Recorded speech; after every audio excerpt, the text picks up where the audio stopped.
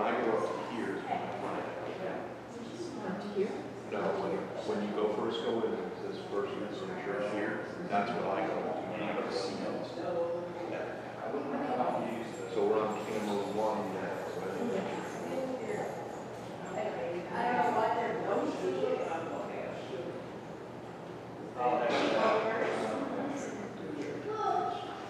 You the booger baby? Now you're on 1. Now you're on 2. So Okay, please stop yelling, son.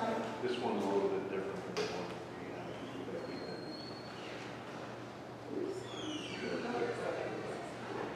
So every time you push the buttons now, reloading. Yeah. That's what I struggled with last time. What are you doing? Weird camera. It's this is because we still have to push this, that this one you just bounce back and forth. Hey, keep your cow, no, put your cow back on the table, please. And this one is very, it sticks.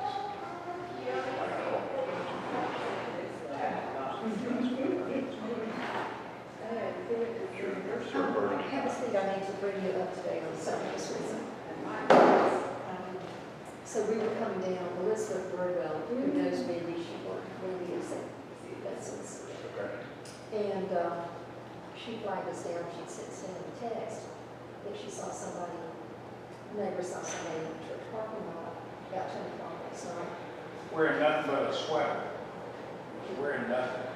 Well, we're pretty sure it is not Kevin. It's Kevin like tonight. Caroline. Okay. Yeah, Kevin came down here to use one of the rooms for his essay. Right. And I was in here at 7. So anyway, Elizabeth said there's someone who's been running around and they could. She sent me a picture of someone that they had seen running around, obviously. He's breaking into cars and all kinds of stuff. So the whole point of this is we talked about putting it on a security light back there. Yeah, we should. Because she said our parking lot is very dark. Yeah. Because we only have the motion sensor lights on. Well, I also have to, I talked to Larry, so the motion sensor.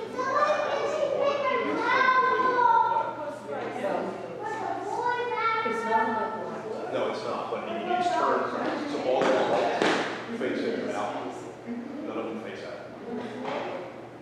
So anyway, we need to do that. Okay. Did we do it? Should I go do it? How can we do that? Okay. Do you want to talk? No, thanks.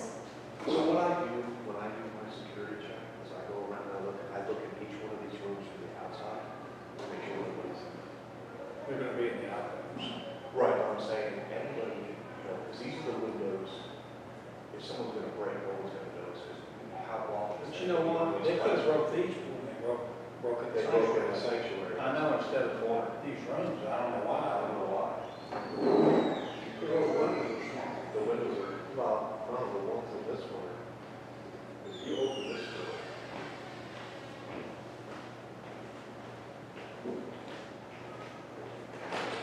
They're a lot smaller than these ones. But it's no different than what they broke. They broke the small ones. Right, they broke the window in the Yeah, sanctuary. I mean, this is just a big tool. Yeah, but this is $15 and those are $29. I agree, I'm just saying. The difference is, They broke that easy. I think my walls are there was something. They're in the outflow with the shed, they're in the outflow in the back. Well, we got to change those lights. The one, so we have 2 motion packages. One is on the corner of the building, they all face this, other faces. So I got to turn. Well, wait till we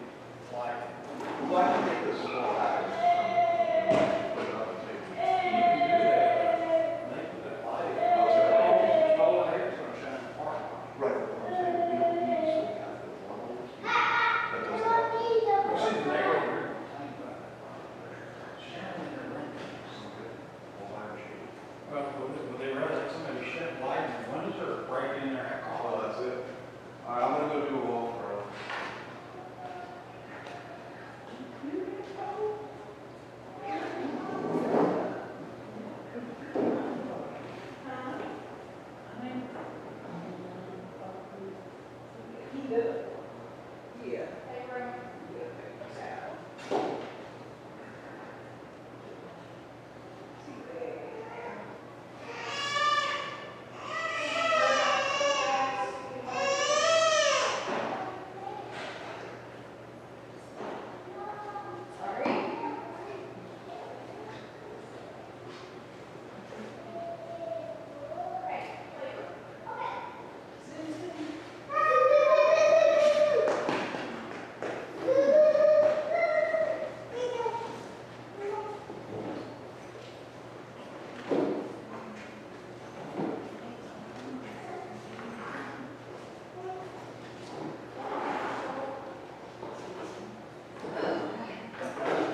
No, I need that.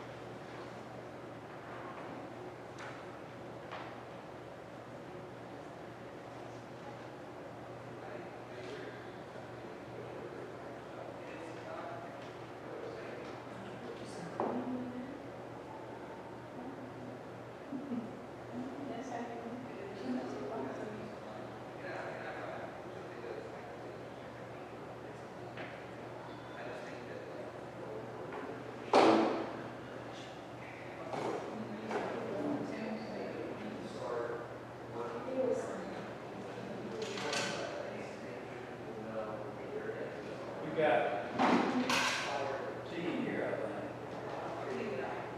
Bigelow tea. Yeah. What kind of tea was that? Bigelow.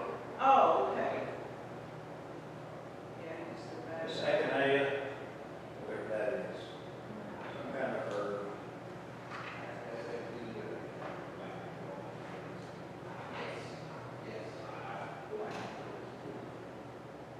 And I think we've got some here, I'm not sure. Green tea right there. Yeah, I got some of that green tea. I think that's it. That's all we got. I try to steal some every time I go down to Popular or Slide Up.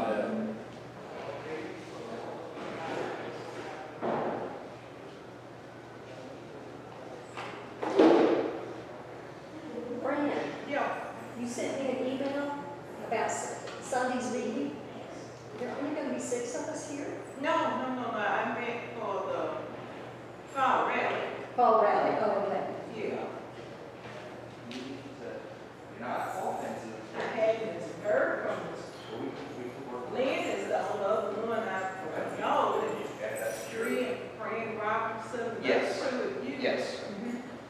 I don't know Anybody who else? else. No, I didn't get that for I asked them, if no, nobody said anything. Want me to walk with you? Ask him what? Oh, about the, fall rally for the, our zone. Oh, It'll be us and the other churches from this area, it's being hosted by Christ Lutheran. oh, okay. But it's gonna be via Zoom this time. Okay. Yeah, so it's on the same Saturday as Man Up, so June and I have been, working on the do it in the library. We have had it here a couple of times, and we always had a good turnout, but that was pretty cold, it was. Yeah, I think it'll be our turn again soon. Yeah, next year probably.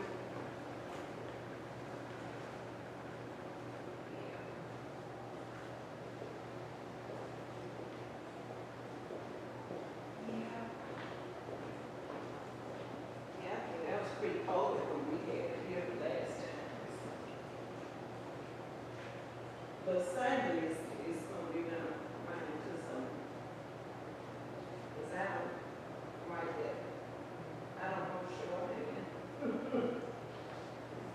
Would Priscilla take minutes for us? I don't know. I'll ask her.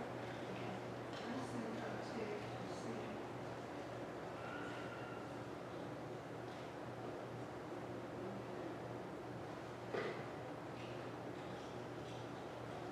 It'll be a short week.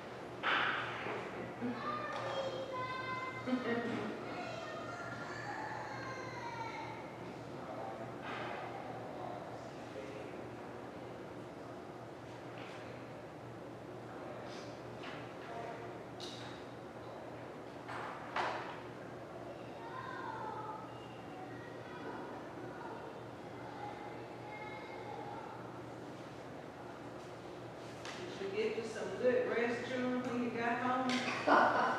Oh, I'm sorry. That was insulting, wasn't it? That lasted one day. Oh, my gosh. I know you look beat. You left here the other day. I was very tired. Hello, everyone.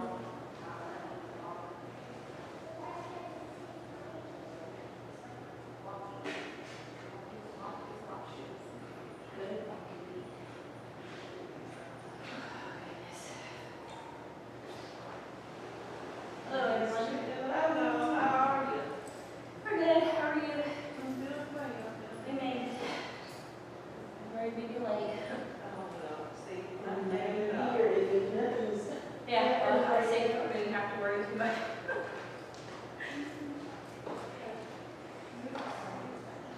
All right, potty. Do you need to go potty, CJ? Are you sure? Okay. Let's see, friends.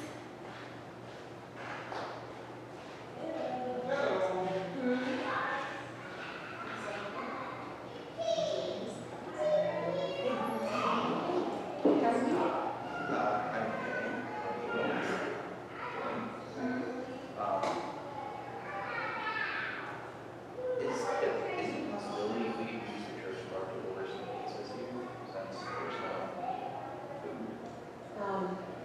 Yeah, I think so. And then I can't follow. See,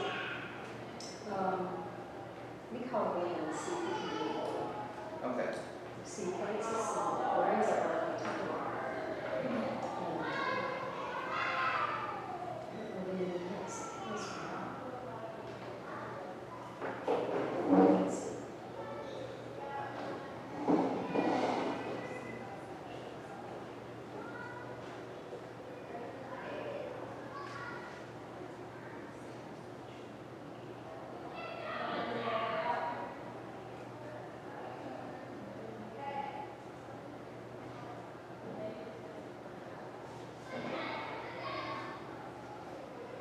Hey, Glenn,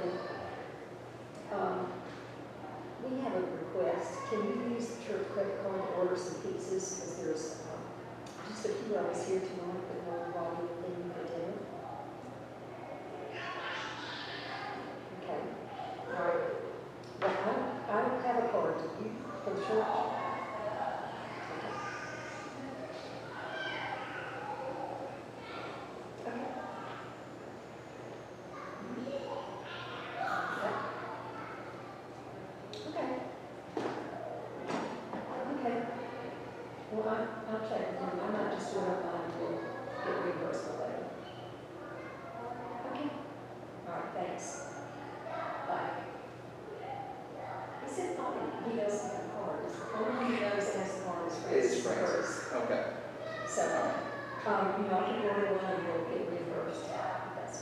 I really appreciate it. Okay. That'd be great.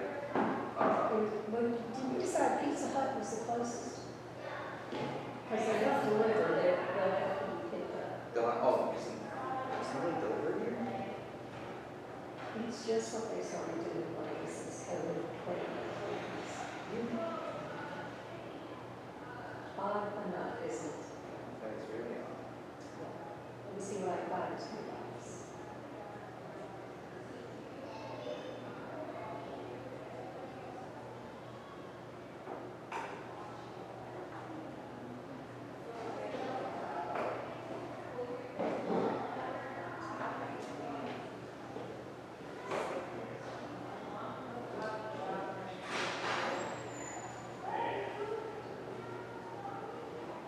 Nice.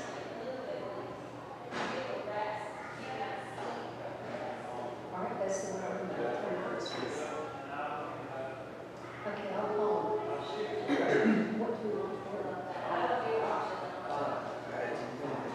All I know is it doesn't belong to we just fine with this besides the June, I had to Not even 30.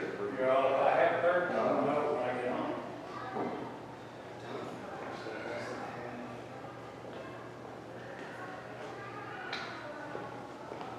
Hey, June, a number on that, like mine. An umbrella, Oh, like a gray small one that folds up. We have two at home. hey, I'd like to place an order for 2 pizzas. Do you have delivery?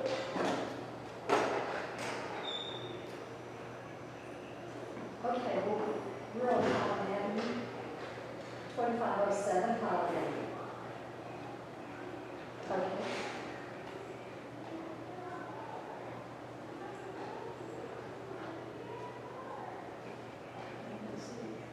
That's right.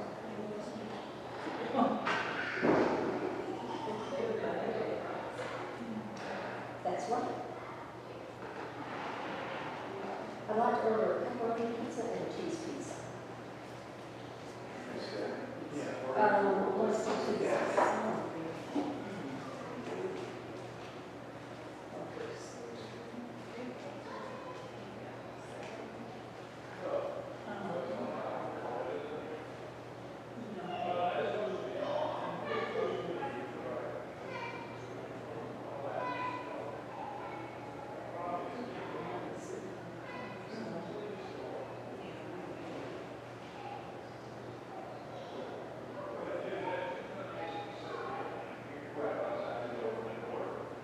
Card.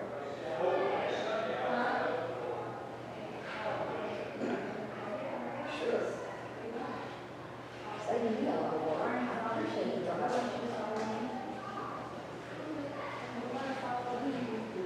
What's $5 be appropriate? I mean, but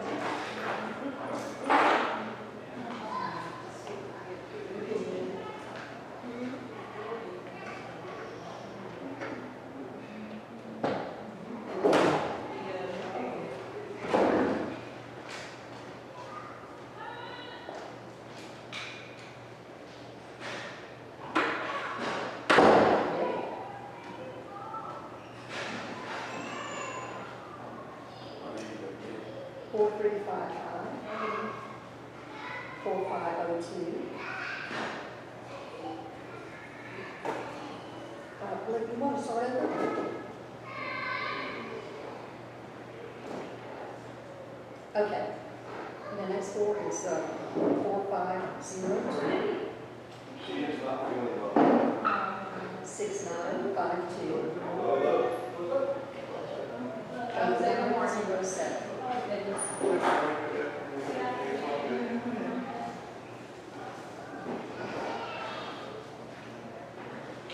So it's a little dark in here.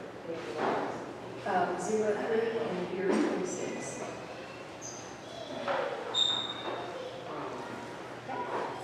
Security code is 384.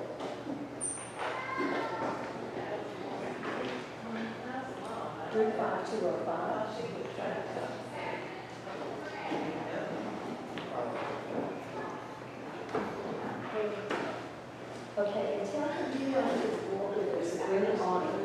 where the parking lot is. What are you looking for?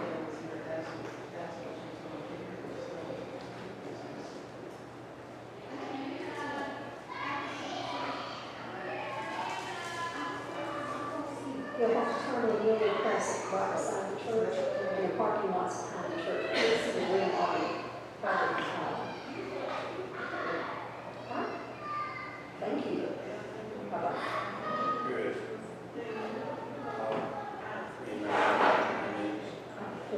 30 to 40 minutes. 40 minutes. Office, yeah.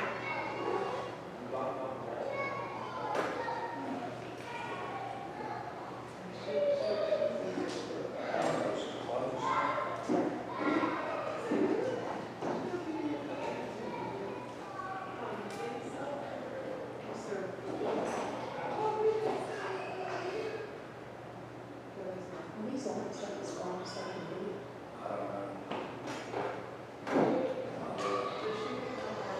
They don't look like they are. Nope, they're not. Oh, that's much better.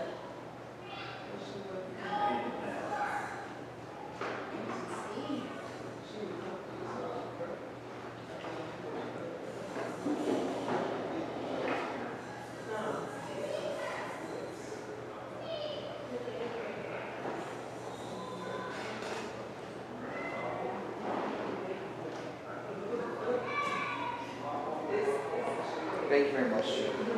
Be about 30 to 40 minutes. Okay. All right.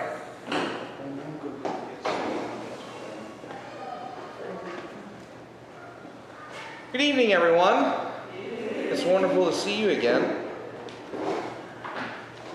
I just got back into town from that pastor's conference, which was good. To start out, like always, I will ask you what we talked about last time we were together. What do you remember from our discussions?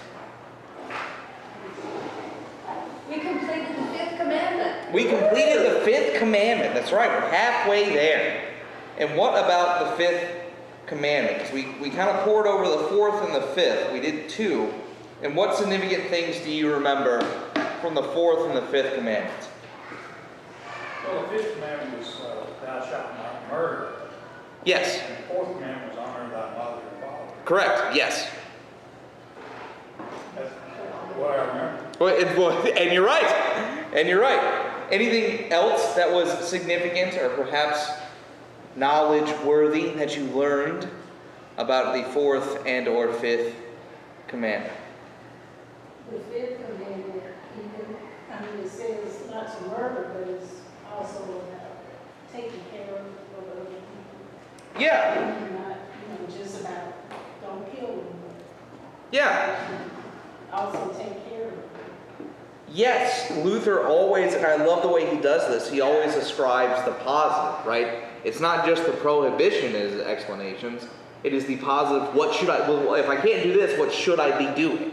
Positive to it, and it's taking care of our neighbor, right?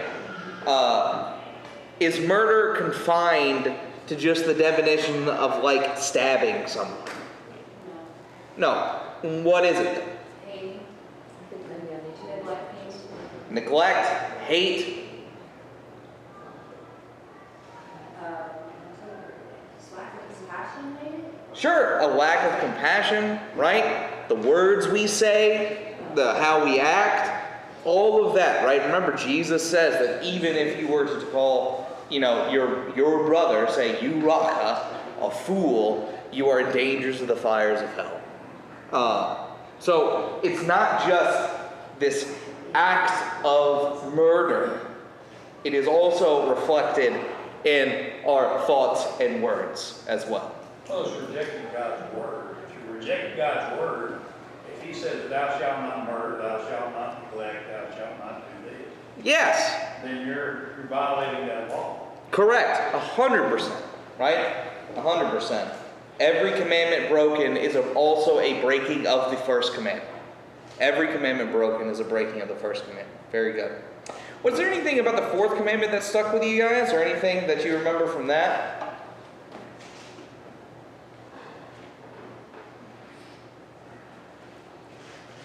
You talked about, who, in a broader sense, who is our neighbor, and it's, everyone is our neighbor.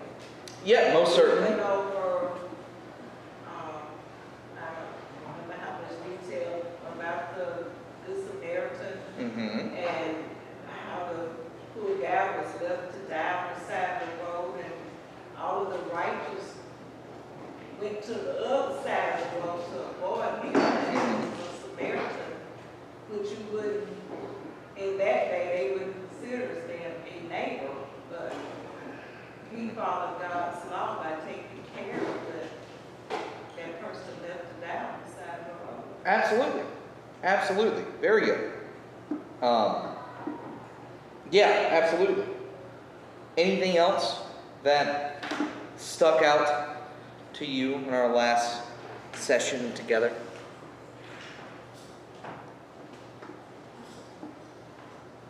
I think all of that's been good. All that's been good. Now we will move on to the sixth commandment. And what is the sixth commandment? Thou shalt not commit adultery. Thou shalt not commit adultery. Reading Luther's explanation, what does this mean? We should fear and love God so that we lead a sexually pure and decent life. What we say and do, and husband and wife love and honor each other. There you go. Right? Leading a sexually pure and decent life.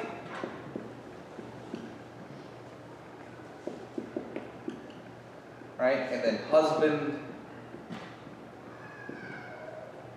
and wife love and honor one another.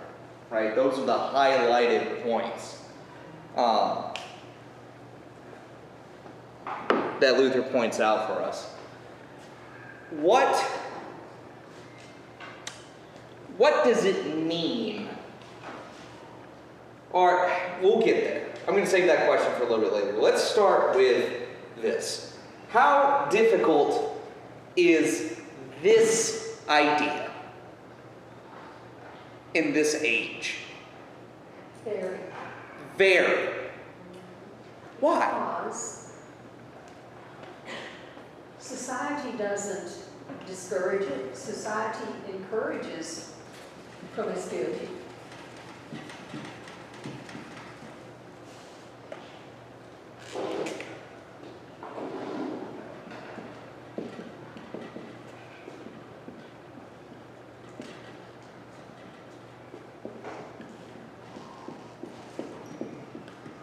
How so? Society encourages sexual sin, right? That's the claim, of which I agree, completely agree. How so? Well, it's cultural at this point, sadly. What do you mean by that? I agree with you. What do you mean by that? Well, everything from television to music, magazines, if those are still a thing, I guess. Well, also, it's more readily available with social media, right? Yeah, social media. And everything, you know, us growing up, depending on your age, we didn't have all that at our fingertips. Now, our children do. Yeah, It's society is no longer outside the house, it's inside their rooms, it's inside. And to parent that or to do that, you know, they have a safeguard, kid-friendly this, but anybody can get around anything. You don't even have to try. You can just type in anything and you'd be surprised what comes up. Yeah. There's, you know, the society and how we do it, you know, going back to what June said, we don't have the safeguards that we want. You know, parents used to be able to protect their kids in their home. Now we can't. Mm-hmm. So when we say society has changed, it's how we look at it as a whole. No safeguards. You're right. between TV, music, magazines, or you could even say like printed media, right? Just to kind of cover the gambit. Well, you could look at billboards, TV commercials, you know, I mean. Yeah. Social media, the internet in general, you know. Governmental failure. They don't legislate anymore. Yeah, I mean, you know, very little regulation. Yeah. I mean, there's so much dumbing down of the law Mm-hmm. that all this stuff is okay. You know, it's not right. And I think that's a big sticking point, right? Because, Sarah, you said cultural. And I agree with this completely. Because before, it's not like, if we think about history, right? Has places for sexual sin existed in history? Absolutely. Right. Brothels were a big thing, right? Strip clubs in our modern era have always kind of existed. There's always been kind of like adult shops which carried toys to magazines to videos and movies and all that jazz. But what was different about kind of the previous ages to now? Association and pressure. Say more about that, brother. Well, usually parents will question a child about who they associate with. Okay, yeah. Now, I see when you get back most. Mm-hmm. There's no investigation of the people who you date, who you, I would say, hang out with, Mm-hmm. who you go to the skating rink with. There's no investigation of these people because everything is taken to be okay. And then there's no monitoring of the attire that's worn out of the house. Mm-hmm. It's almost like parents are old school, and I know what I'm doing, but they're living under the parent roof. Yeah. And kids become so frustrated when they are monitored and directed in the right direction on which to go. Then there's not a complete association when it comes to understanding what faith means and how not to get pressured into things when you have an understanding of your parents' rule and you have an understanding of a person's faith in Jesus Christ. Mm-hmm. And we have to explain to our children how we have to remain humble and humbly walk away from these things without, I would say, causing things to escalate as if, okay, it may be okay for you, but under my parents' rule and under my faith, it's not okay for me. Right. This kind of personal ownership of faith. I completely agree there, right? And then the fourth commandment, honor your father and mother, right? Whatever they set out for you, you believe it to be, at least if it's in line with God's word and God's will, you believe it to be good for you. So you do these things. Yeah. Okay, this has always bothered me, even as a kid. We hear a lot about how the children are behaving, but we don't hear as much about how adults are doing the very same thing. Yeah. Adults are not setting a good example for the children. And you said something about how it was back in the day. It just wasn't talked about, it wasn't as open. And now it's just wide open in the wind. But yeah, we have to set an example for our children. If we want our teenagers, young adults, whatever, to be chaste or live a life of faith or whatever, then we have to mirror that for them so they'll know what it looks like in your marriage, how husband and wives honor each other. Mm-hmm. So they are mirroring what you want your children to. It's not always what I do as I do. Most certainly, we can always use a better example for our children to follow, right? No matter which path you tread, you always, whether you, and I think this applies across the board, married, single, or otherwise, you always have little feet following behind you. Because sometimes kids don't always look to their parents for the example, but they do look to other trusted adults. That's absolutely true. So no matter who you are or what stage of life you're in, you have little feet that follow. You have little feet that follow. Another point that, in the point that I'm trying to make, right? At least in my limited understanding, culturally, there used to be. Let me ask this in the form of a question. And you tell me, back when you guys were growing up, right? And you saw someone go to ye old local adult store, right? Did you look favorably on that person? I didn't see that. Okay, but That wasn't in my part of town either. But no. So go with that, right? That wasn't in my part of town. That wasn't even kind of part of my radar. Why? What was it associated with? bad behavior. Yeah, same, Yeah. just like the video store, when they had that area that was like blocked off. And The adult section, yeah, you don't go behind the adult section. Oh, yeah. Because of Yeah. shame, right? These kind of flagrant sexual actions were viewed shamefully. This was not, this is not something that civilized society participated in. This was not good to do, to be kind of sexually flagrant, right? How is that different now? But back then, if you were associated with that person, instead of judging, you would say, hey, that's not a good idea. I wouldn't do that if I were you. Correct. There was a little bit of correction, right? Or at least a warning. And because the caring is there. Yes. The caring, the way it should be, is no longer there. In fact, whatever you do is fine, as long as I'm not associated with it. Mm-hmm.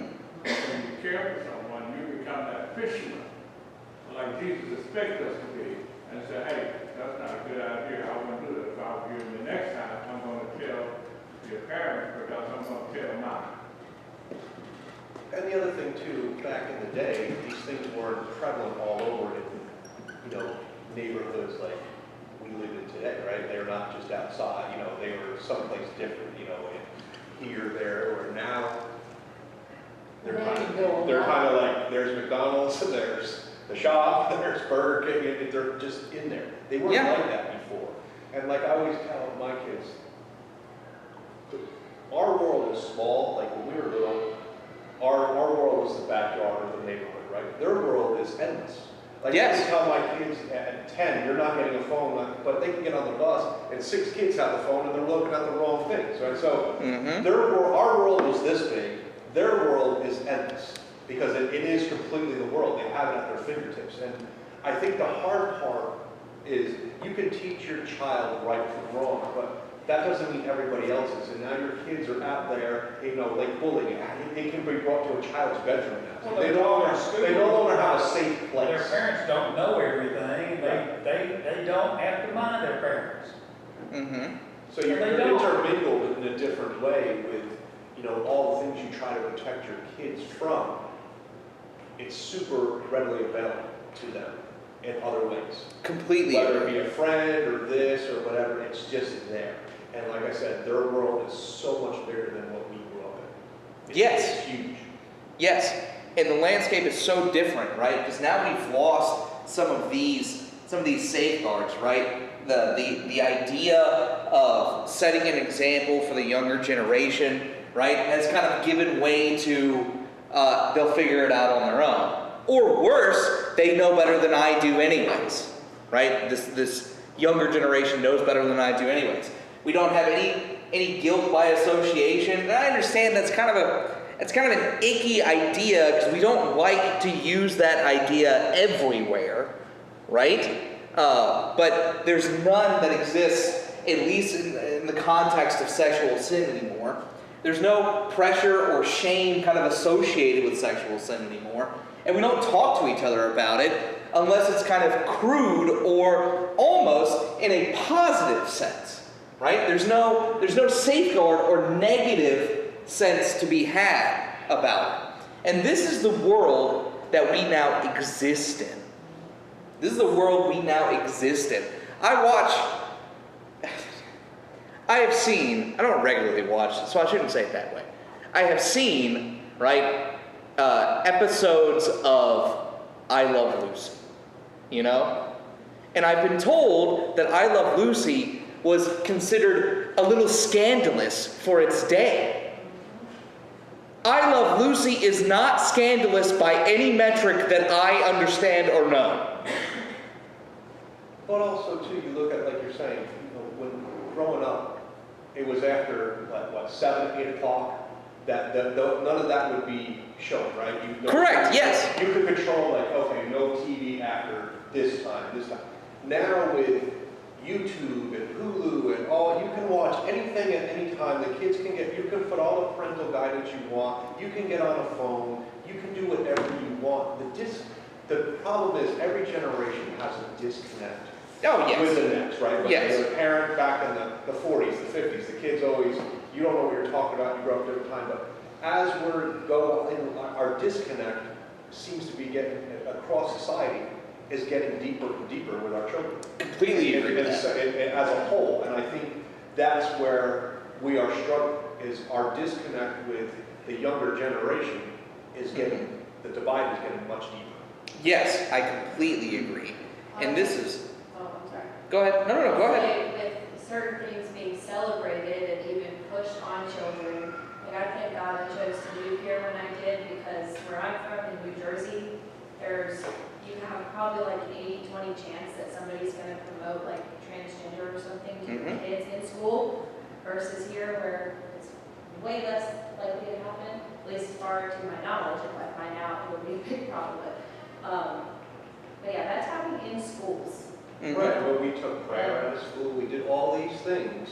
They don't even say the Pledge of Allegiance. I mean, the kids don't even, yeah, exactly. They don't even say the Pledge of Allegiance in a lot of classrooms anymore. They don't, there's no, so as we as parents try to teach our children to go out to the world has a very different view of what we think it should be. And it's more on top of them than we are in a lot of cases. That's... No, go ahead. We're sitting here talking, and we're talking about our children, but at the same time, it goes back to what Fran and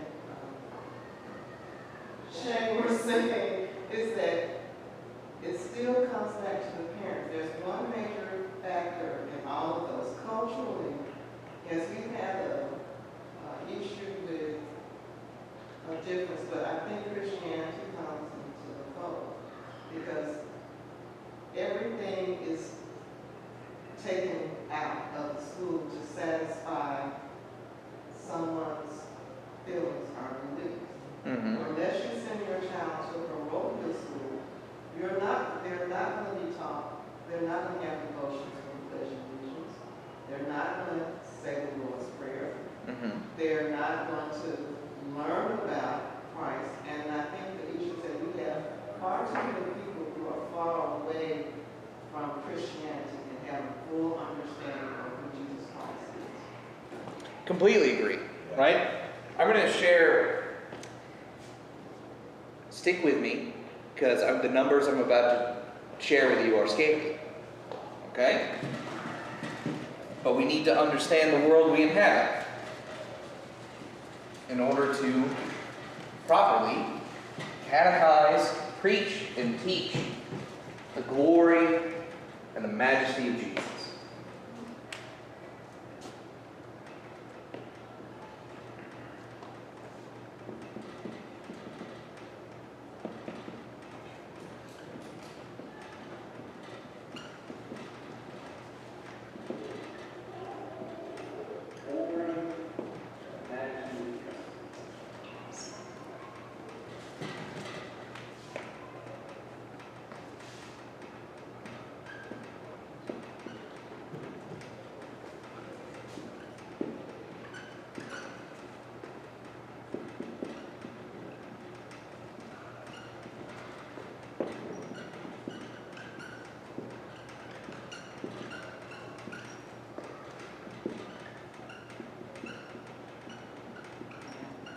These numbers are from Pew Research.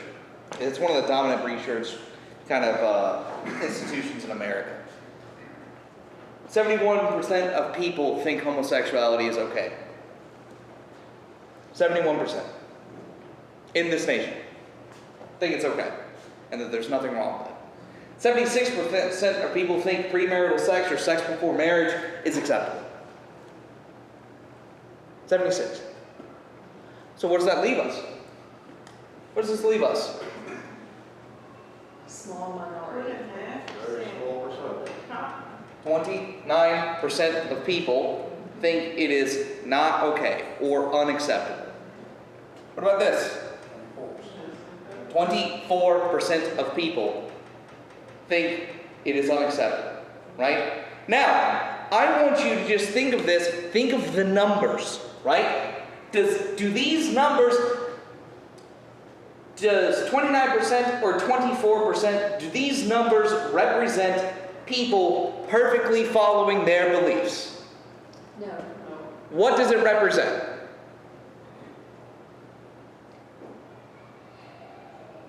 They don't approve. Correct. They do not approve of homosexuality, or they do not approve of sex before marriage. Correct. But it doesn't necessarily mean that all 29 or all 24 are perfectly living the law. No, because right? that number's only going to get smaller as you add more things that they should. Correct. Right? This is the only way I think, and I think I should try. Right? This is the trying crowd. Right. Okay? This does not mean perfectly following the things crowd. That's your starting point. This is the starting point. Right? And this is kind of where we are currently at. And this number I got from the pastorals conference that I just went to. So this number is pretty current. This number is not current. This is a number I remember from a personal study I did 6 years ago. It's probably less. It's probably less. Oh, it's probably higher, actually. Yeah, well, yeah, the 76 number probably went up and the 24 probably has gone down. Yeah. You know? This is only people who have the concepts that we do that try, right? That are trying to do something different than the majority who think a certain way. Does that make sense? Okay? This is the world we exist in. This is the sexual culture and climate we exist in. So when we talk about living a sexually pure life or a sexually decent life, it is, by and large, a mountain. It's a mountain to climb. It's a mountain to climb. Because even though, let's say we believe these things, right? I don't think any of us are naive enough to think that we've perfectly handled it well all the time. You know? This is only the trying.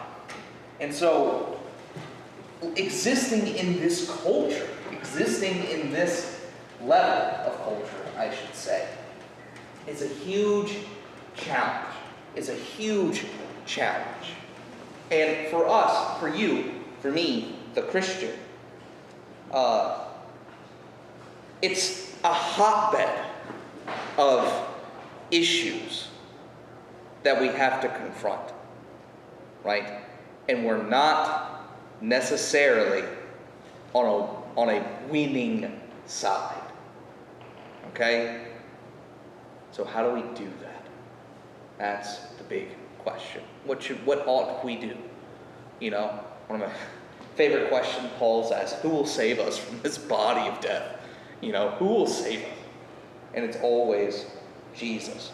I think a big thing that we can start doing is we can talk and teach and live out by example the glory of a good marriage. What is marriage?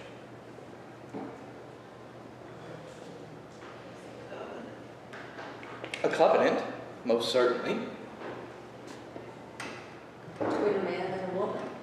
covenant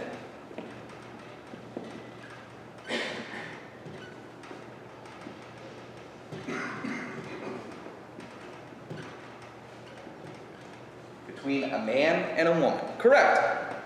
For what purpose? To glorify God and show Christ and his church and make it. Glorify God, show Christ and his church. Absolutely. Make babies.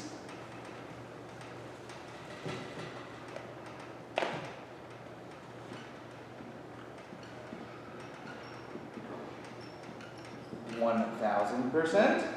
And what else? The obvious one. Building a mutual trust. Building it, yeah, exactly. Building each other up. Like having someone to suffer through this life with you. Right? You have somebody that's on your side that's going to deal with you. And you're going to deal with them. And hopefully you make it to the end together. Right? Building one another up. I don't know. I saw all the women in this room except for two. I can't see how people laugh. I'm not so sure of the comfort level I have right now.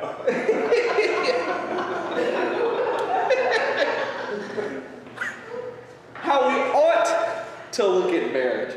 It is the covenant between a man and a woman, one man and one woman, that glorifies God, shows forth the love of Christ and his church in this mysterious union that they have, that they build one another up, endure the suffering of life to one another, and if possible and when possible, make babies. Right? Make babies. And then raise, and not just make them, but raise them. The fellowship with one another and the word of God, because she may know something that I don't know. 100%. And we can bounce it off one another. Absolutely. Absolutely. Don't look at me. I'm following Wendy. Absolutely. And this is the purpose of marriage. And brothers and sisters in Christ, it is one of the most beautiful things to exist ever in history. To exist ever in history. Go back to Genesis. Go back to Genesis. God creates the world, right? He rests on the seventh day, and then he looks at Adam, and what does he say? It's not good for man to be alone, right?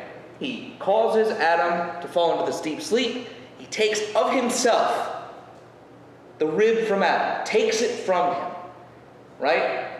Do you remember the word I taught you? Same substance. Do you know that Greek word? Do you remember it? No. Homoousios. Homoousios. And of Adam, homoousios, same substance, he creates Eve, right? And Adam wakes up, and what a wonderful thing to wake up to. He wakes up and God presents Eve to him like a proud father. And Adam exclaims what? What does he say? Bone of my bone, flesh of my Bone of my bone and flesh of my flesh. He's so overjoyed because what did he just get done doing? Literally naming everything, right? And God, after he gets up, he wakes up from this long nap, right? And now he sees the most beautiful woman in history ever before him. The only one. The most beautiful woman in history ever. Handcrafted by God himself. Right? And he says, bone of my bone and flesh of my flesh. Bone of my bone and flesh of my flesh. And that's beautiful. And that's beautiful. Because he looked and he didn't see. I really want you to meditate on how, well, I just get excited. I think every symbol in the Bible is profound. So I'm just going to say this all the time. Perhaps you even picked up on it being in my classes. How profound it is that Adam did not see another. He did not see other when he looked at Eve. He saw same. He saw same. And he was overjoyed at it. He was overjoyed at this revelation. And then what was God's first command? The first command God ever gave. Are we sure? Oh, be fruitful and multiply. That's right! That was God's very first command. He presents Eve to Adam. Adam says, oh my goodness, she's smoking, God. Let's go, you did it. And he says, good, I know, be fruitful and multiply. Fill the earth and subdue it. That was God's very first command. And it's never gone away. He has never rescinded that command, by the way. Never once. Be fruitful and multiply, and fill the earth and subdue it. So this glorious thing, another point that is profound, because all things are profound that God breathed out. When did all of this happen? What chapters of Genesis did this take place? Chapter 2. When did the fall happen? So when was marriage instituted? Chapter 2. Which was? When Eve was created. Yeah, and presented at it right before the fall. Oh yeah, before the fall. How important is marriage to God? Very good. He instituted it before the fall into sin. While things were perfect and paradisio, God institutes marriage. It is the only institution that we have that was put in place before Genesis 3. Isn't that incredible? Isn't that incredible? Before everything got screwed up, God was like, this is good. I'm going to do this thing. And they're going to be wonderful, and they will be happy with one another, and all will be great. The glory of God, that He has made us different and peculiar, right? But made us to be and work with and share in one another, right? Everything welds true. Everything welds true. Now, we know Genesis 3 did happen. And now everything doesn't weld true, right? But God's original design was for it to be as such. And this is why Paul equates the institution of marriage, right, with the mystery of Christ and His church. Why he equates the institution of marriage with Christ and His church. Think about it. Let's kind of work our brains through it. The husband is supposed to be Christ, right? What did Christ do for His church?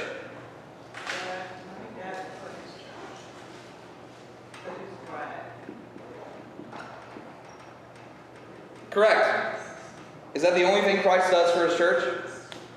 He loves his church. Loves His church. He sacrificed for his church. Well, I think it's in Titus when he's like washes her with the word, purifying her. I can't remember the exact wording, but I know it's like about baptism, but it's really beautiful. Yes. Yeah. Washing of His bride to present her pure and without sin before Him. Yeah, which is about baptism. You're 100% right. That is baptismal language. We'll get there. We'll get there. Right? But Christ loves His church. He died for His church. He sacrifices for His church. Does He continually be with us? Yes, He gave the Holy Spirit. Gave His own Spirit, right? Gave His own Spirit to His church and for His church, right? He continually feeds His church. He is continually listening to His church. He is doing all of these things. Okay, so men, how well are you stacking up? How well are you stacking up? It's kind of a big responsibility. He intercedes for us. Correct.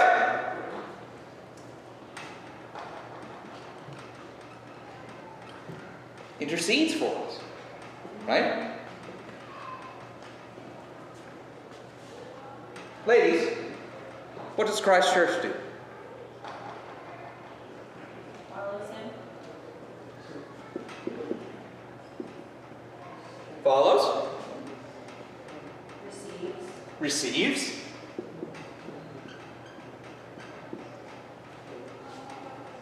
Obeys. But I guess that's kind of the same as follows. Obeys. Yeah, it is similar to follow, right? If you were following, you ought to be obeying. That's, in that sense. Sure. Absolutely.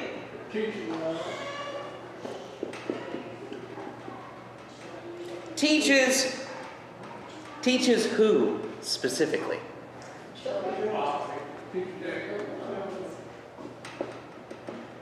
Teaches the children. Yeah. Yeah. Yes. Right. And this is such a beautiful thing, right? You have Christ, who is the bridegroom, and His church, who is the bride. And what are we called? Yes, we are. But what's another name for us? His children. His children. Isn't that beautiful? Isn't that beautiful? The bridegroom, who is Christ, the bride, who is the church, and in the midst of the church and in the midst of the bridegroom, the children reside. The children reside. And so His church teaches those children. And it has nothing to do with age. We are all children. I am a child. I am but a young son of the Father. Right? Teaches, follows, receives, obeys. Right? And before, listen, I know this is now going out online. So I don't want people to get all right? We're not talking about slavish obedience. Okay? We're not talking about slavery. We're talking about loving obedience. You do the things God tells you to do because it is good for you to do it. Because you love Him. Right?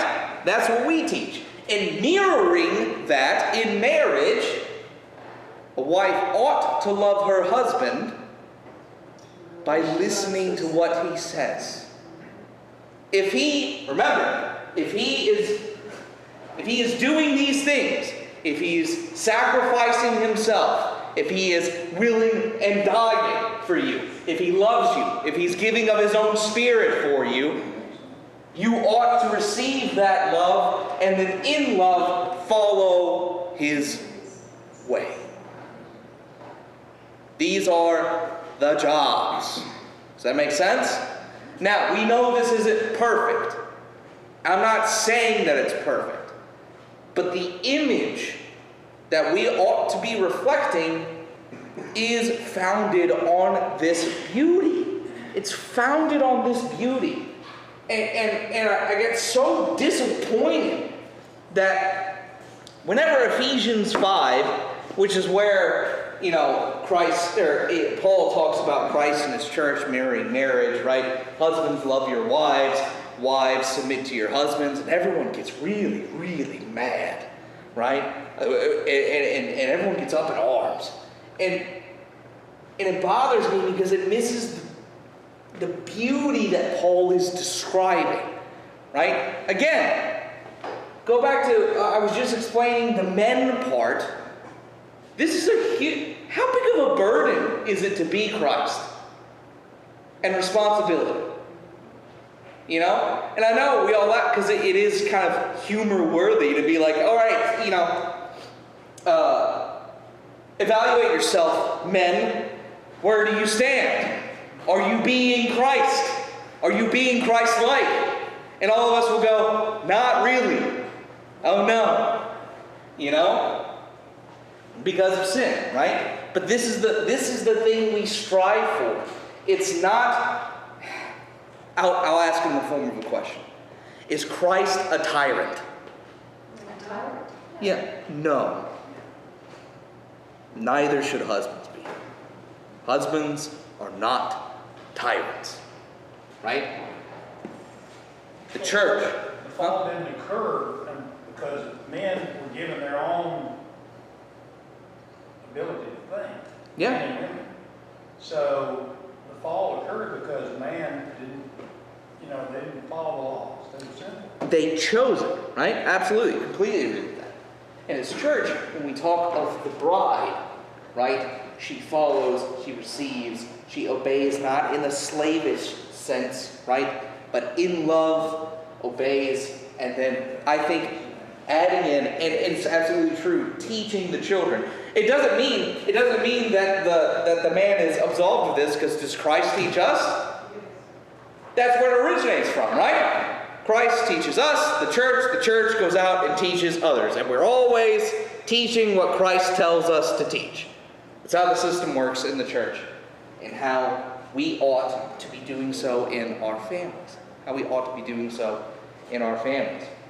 Headship is not just, how do I explain this? Headship is not kingship. Headship is not kingship. Headship bears the responsibility. Headship bears the suffering. Headship bears the load. And in doing so, we honor our wives and we love our children. We honor our wives and we love our children. So, this thing we call marriage, this covenant, is a beautiful thing. And it is as close to the unity that everybody talks about, that they want, right? It's an image that probably is one of the closest things that we are going to get to that. To be one with someone. To be one with someone. It's probably as close as we're going to get. Because, think about it. Think about it. Go back to Genesis. God said, the two shall become one flesh. Right? What does that mean? Want me to leave your mother and your father, and you cleave together. Hold fast, cleave, right, to your wife, and the two shall become one flesh. What does it mean? You become separate units. Yes. Okay, you become an entity, right? Like you kind of start to go on the same track. You don't just about yourself. It's what is for women. My husband, what does he need right now? And then it's like, oh, and then you have kids. It's like, oh, my husband and kids. Oh, what do I need? Yeah. It's like not just selfish or as selfish. I mean, we're always going to be selfish. Yeah. You start to, and there's certain things that you have to come together about. Or obviously you're living together. Or, even mundane things like who does the dishes today, or the laundry this weekend, or, everything is not just yourself. It's both of you. Correct. Absolutely, right? The melding together of two lives. Both in responsibility, in thought, in feeling, in physical location, all of that is melding together, right? What I want you to do, just for a moment, again, to meditate on how profound the Lord's Word is. For a moment, I want you to take it literally. What do you think God means?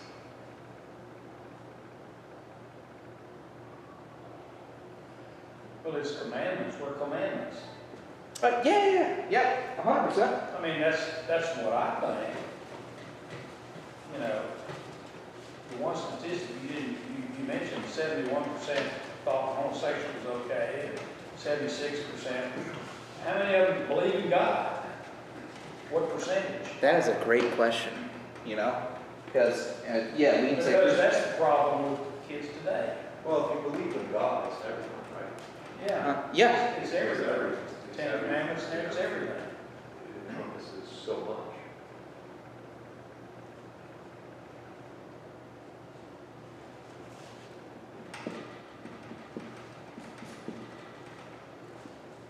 How do two people become one flesh? Babies. Because what literally happens? Your DNA, your genes. Become one. Two separate and distinct DNAs become one. They become one. Isn't that incredible? God takes a phrase that how many people do you know that take that phrase as just symbolic? Right? Because how could that ever happen? How do two people mush together and make one? How does that doesn't happen. I'm still distinct from my wife. She's her own person. She has her own body. I'm my own person. I have my own body. God can't mean this literally. But yes, he does. But he does. But he does. Kind of reminds me of Nicodemus asking about being born again. Huh? Yeah. Like, how? What? Could go back inside? Am I going to go back into my mother's womb, Jesus? What are you talking about? It's like, oh, you meant that. Oh.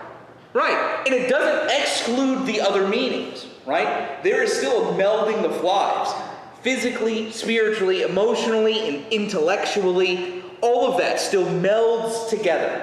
And you are one unit. You are one unit. You make decisions together, right?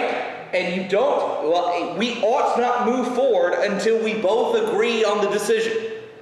We do the hard work of disagreement and argument, and we come to either a compromise if necessary, right? Or at least an understanding of what we as the unit are going to do. That is all correct. That is all correct.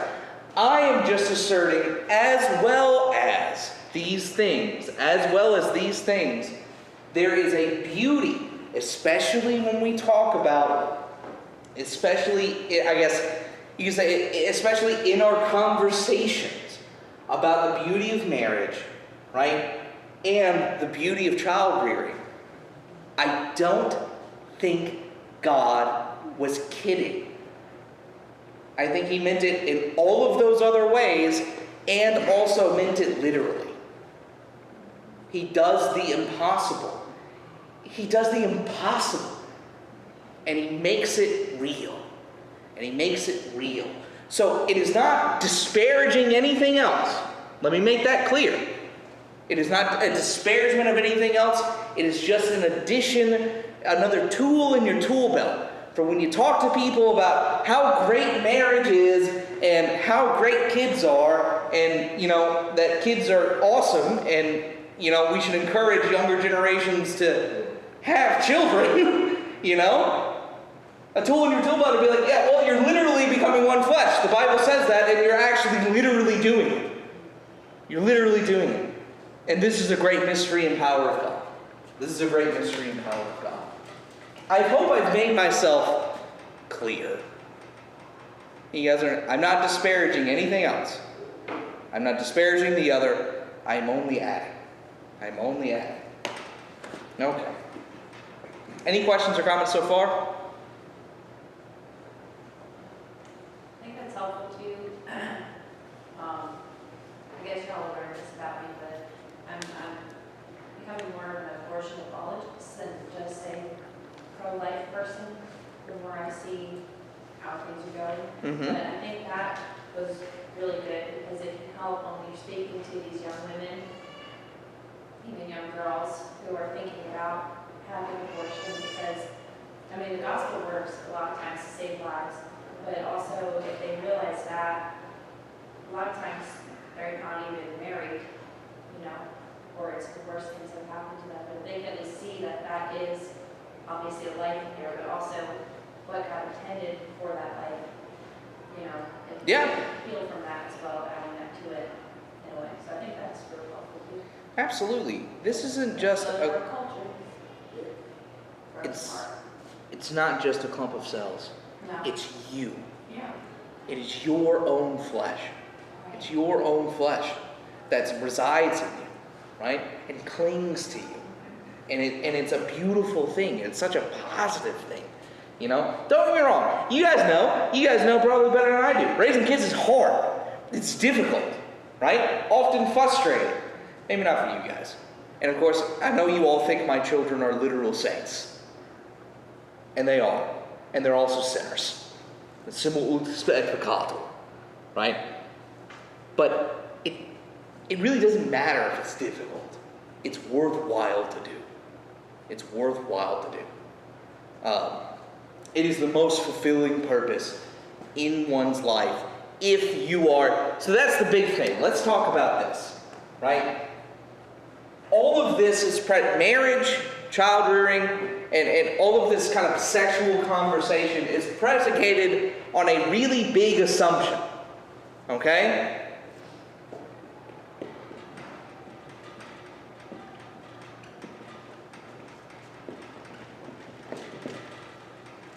Are you having sex? That's like the biggest assumption that we predicate the sixth commandment on. Because what if you are celibate? Let me be clear. I'm not saying this commandment doesn't apply to you if you are celibate. But what I'm trying to get to think through, right, is if you are celibate, right, let me phrase it this way. Is it a sin to be celibate? By no means. By no means. Is it in fact valuable to be celibate? Yes. Yeah. Because what can you do if you are celibate?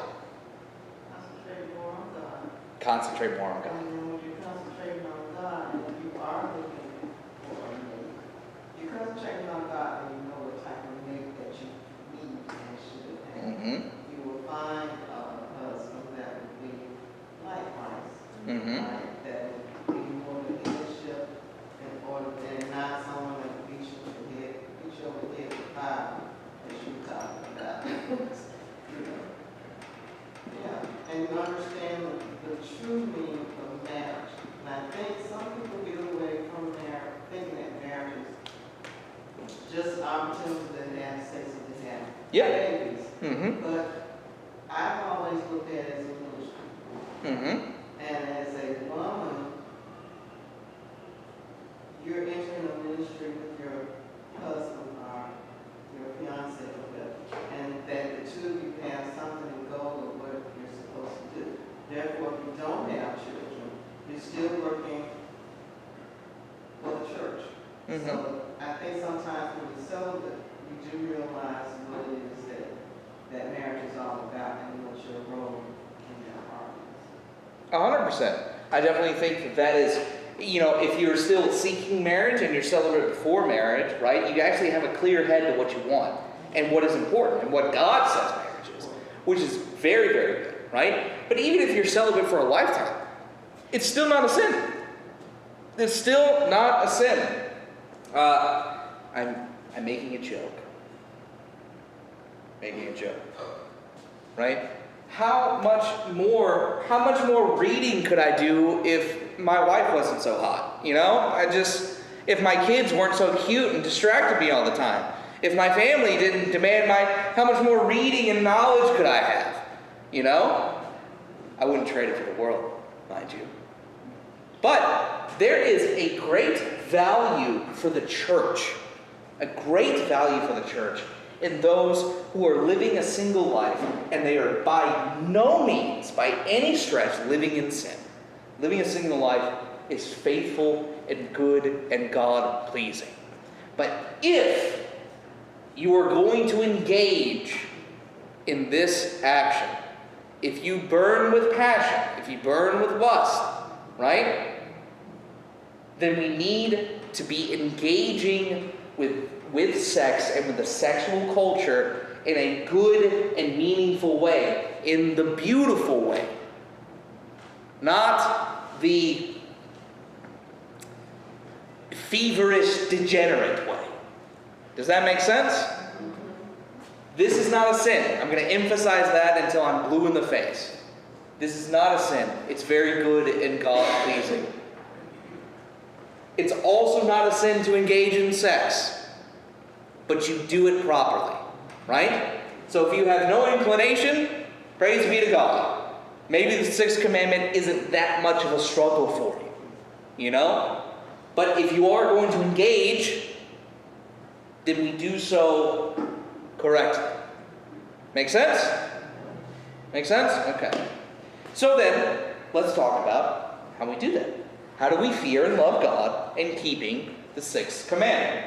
So what are we supposed to do? We talked about the challenges of this hypersexual, toxic culture, right? We briefly talked about, and by no means exhausted, but briefly talked about the beauty of marriage.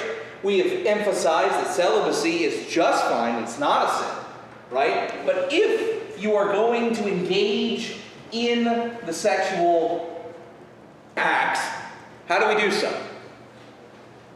How do we honor the sixth commandment? It's within our own marriage. Within your own marriage, right?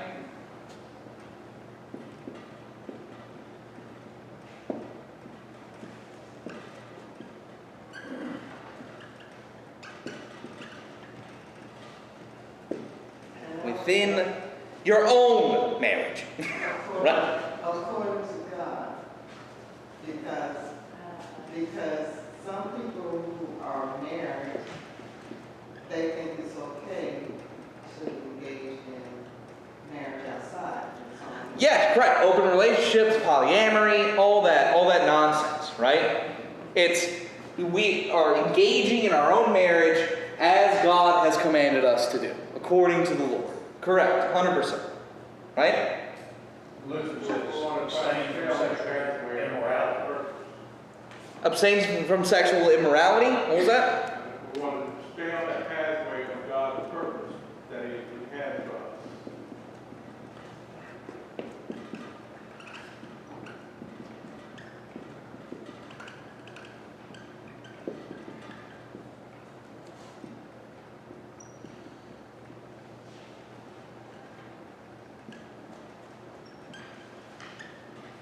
Yes, absolutely. Staying on the path of the purpose God has for you. We abstain from sexual immorality. Think about how we view sex in this age. Okay? So we talked about the purpose of marriage, right?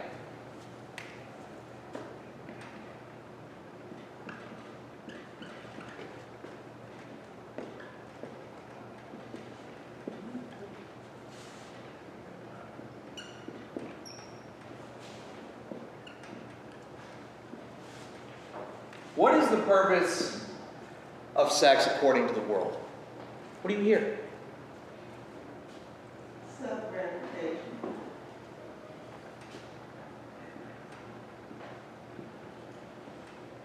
If it feels good to do it. Self-gratification. That absolutely 100% nails it. Almost completely and in totality nails it. Right? Because this is how people treat it. It is for my own self-gratification. What do other people become to you when you view sex in this way? Objects. Tools. Living masturbation machines. That's what they become. You don't view them as people. They don't have hearts or feelings. They are just there so that you can get off. That's how the world teaches it. That's how it views it. All those TV, movies, games, printed media, that's how it's portrayed. Is if it feels good, then it is good. It's okay to have these one-night stands. Who cares? Who cares about that? Who cares about that girl? Or who cares about that guy? I got what I wanted.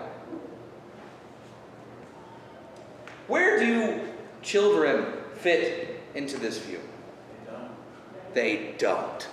You're absolutely right. You're absolutely right. And when it happens, during that moment, they fit in even less. That's right. Children become problems. And what do we do with problems? We try to get rid of them, hold them off.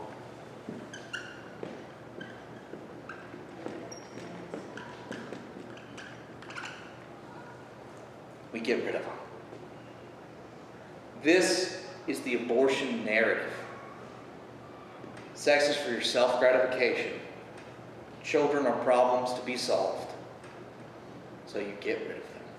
They are hindrances to your own self-gratification. How does God teach us about it, though? What is the purpose of sex according to God? Well, I would say to become the second phase of his creation. Okay, yeah, sure.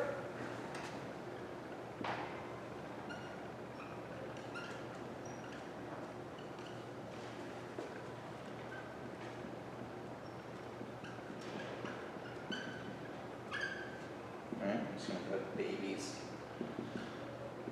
Just going to put babies there, right? Procreation. Absolutely. But that's not the only purpose. What else? What else? Intimacy, right? And it's not the self-gratification kind of intimacy, right? This is, It's the bond between husband and wife. yeah, the mutual enjoyment.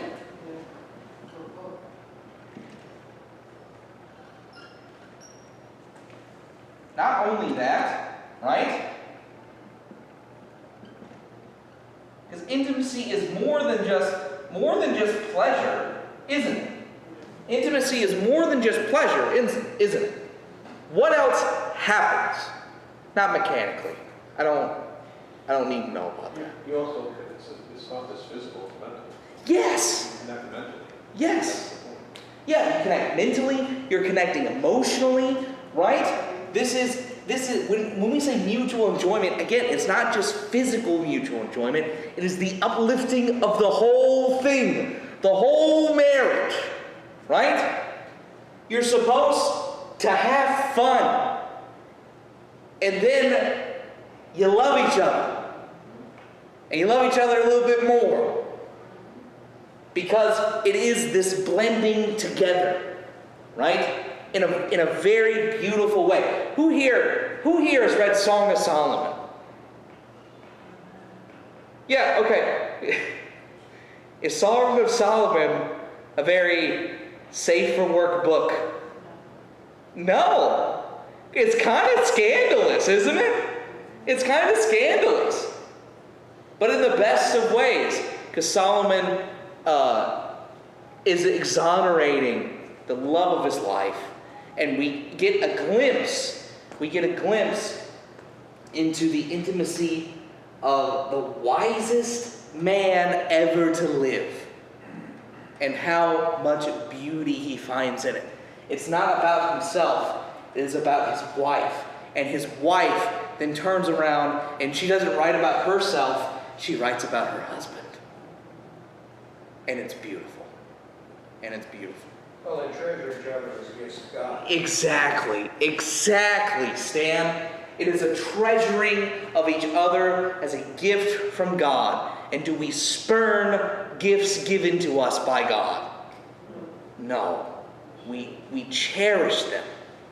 We hold them close.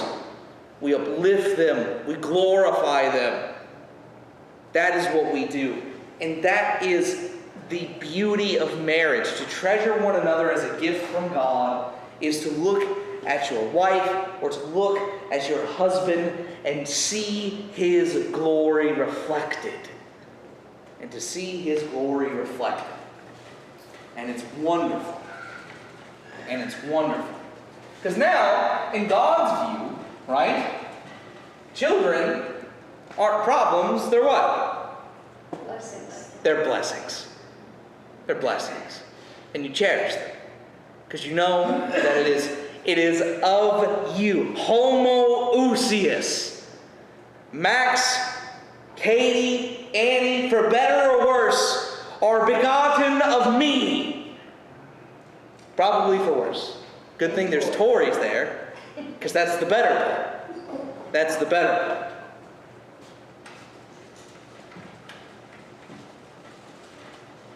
So, we attempt to treat our bodies as holy. They're not just vessels for self-gratification. They are gifts given to us by God, and our spouses likewise, even more so, are gifts given to us by God. Are gifts given to us by God. We build each other up in marriage. We treat each other, husbands and wives, build one another up. We don't tear each other down with derogatory remarks or crude talk. Instead, we are extolling one another like Song of Solomon. Song of Solomon gives us an excellent example on how to extol your husband or your wife. You know? I read Song of Solomon to Tori once. She was utterly scandalized. She was like, "That's in the Bible?" I went, "That's right. It is in the Bible. So I'm allowed to say it. It's God's word." It's God's word. And then a big tempering, right, that we ought to do is we refrain from lustful desire or activity. And this is across the board, right? From heterosexual to homosexual to bisexual or otherwise.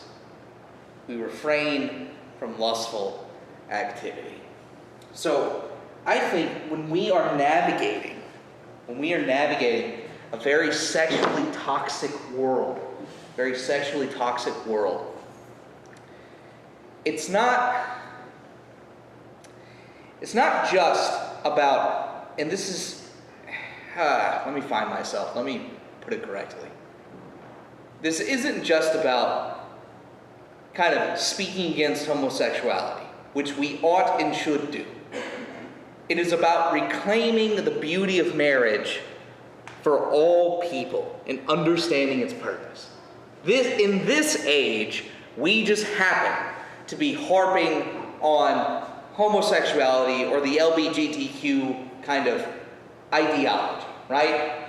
It's this age. And it's not to say that it hasn't existed in every age, right? Greece was kind of a hotbed for it. Athens was kind of, known for such interactions, right?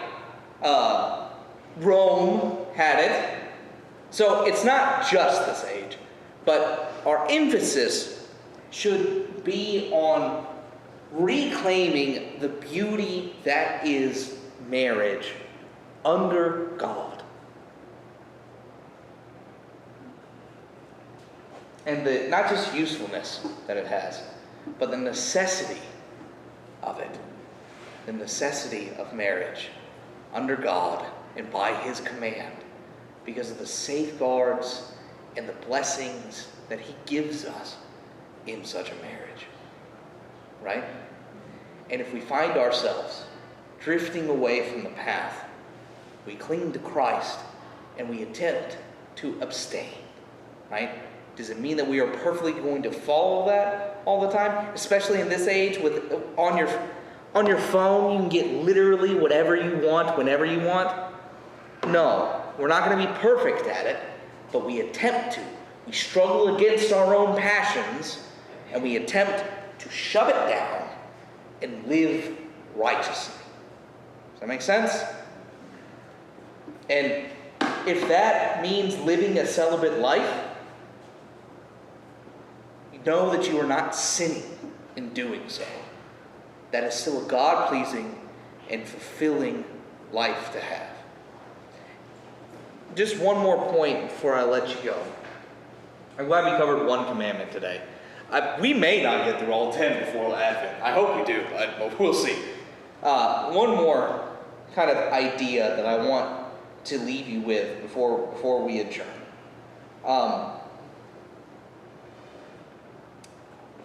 When we speak of love, I think I've talked about this before. English has one word for love, right? What do we mean when we use it?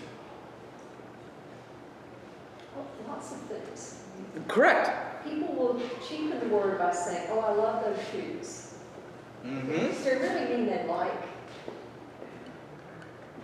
Yeah, correct.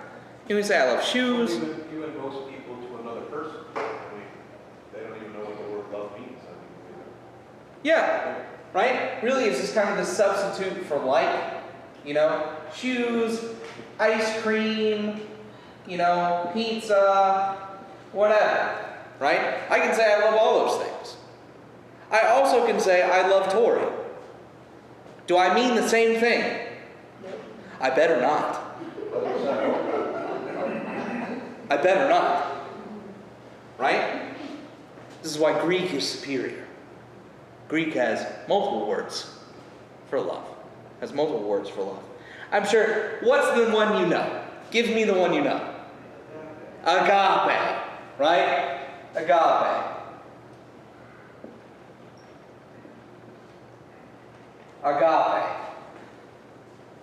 And what does agape mean? What is agape? That kind of love. Well, it's the most supreme, really sacrificial love, like what Christ had for us. Yes.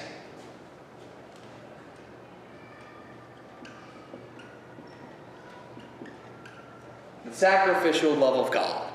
Agape, just so you know, agape is only associated in the scriptures with Jesus.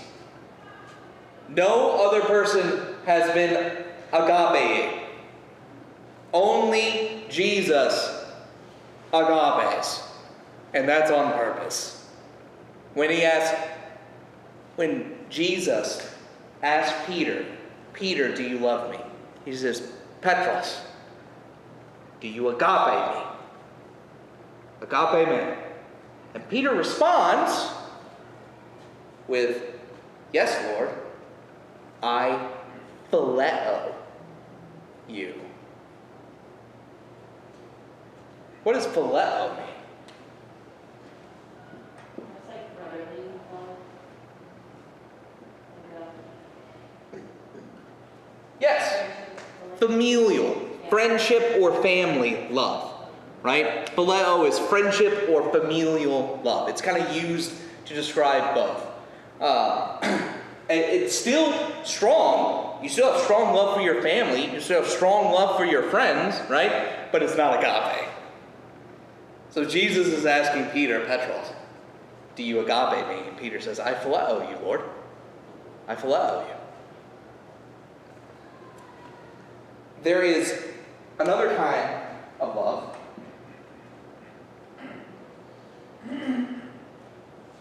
It's called eros. Do you have a guess on what that means? Erotic. Erotic. Erotic love is what the Greeks call it. Eros.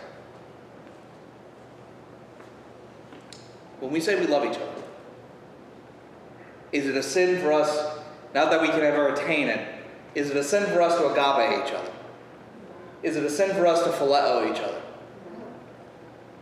Is it a sin for us to eros each other? Outside of marriage. Outside of God-given marriage.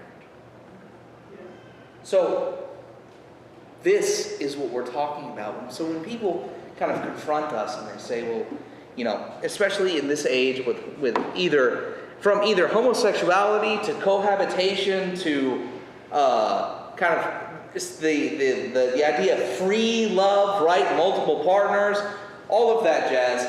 When they say, well, I just love this person, or I love these people, or I love this, or I love that, I usually try to pin that down. And I say, what love are you talking about? Are you talking about sacrificial love? Because that's not sinful. Are you talking about a family or a friend love? Because that's not sinful either. Oh, you're talking about sex. Oh, well, that one may cause an issue. So when people say, well, I just love them, I usually try to bring this up to say, there are many different forms of love. And loving someone, being a companion to someone, being a friend to someone, sacrificing for them, holding them, being a friend to them. None of that is sinful.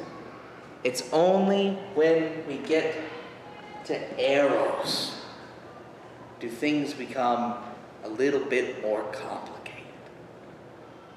Does that make sense? I leave you with that. I leave you to chew on that. Is there any questions, comments, concerns? Don't run me out with a pitchfork. I promise we've gotten through the hard thing. We can get to, stealing next week. That's a little bit easier of a talk. Any comments or questions anybody has? I think it's good too, I can't remember where it is, but Paul's talking about only abstaining, like in your marriage, when you agree to take time to pray. Yes. And then come back, so you're not tempted. 100%. Of the devil from, Yeah. whatever he might do to you. Yeah. Because Paul's practical. He knows. He gets it. He's not even, he was celibate, I'm assuming, he didn't. Uh-huh. So.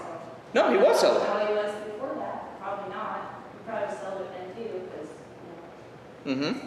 crazy guy. Mm-hmm. Yeah. Yeah, absolutely, right? Paul was practical.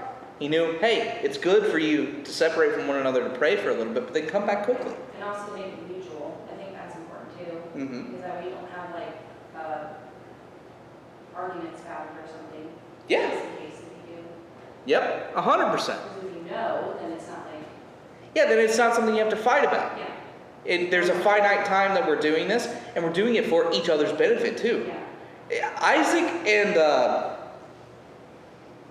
Rebecca are the only couple that I remember, and I will double check myself on this. Isaac and Rebecca are the only couple I remember ever being talked about to pray for one another in the scriptures. They're the only ones. So it was a habit even when the Old Testament was around. You ought to have been praying for one another. So now go and do likewise, right? Any other questions or comments? If not, I thank you guys so much for your time, and thanks for hanging in there with me. I know the sixth commandment is tough. I know it's tough.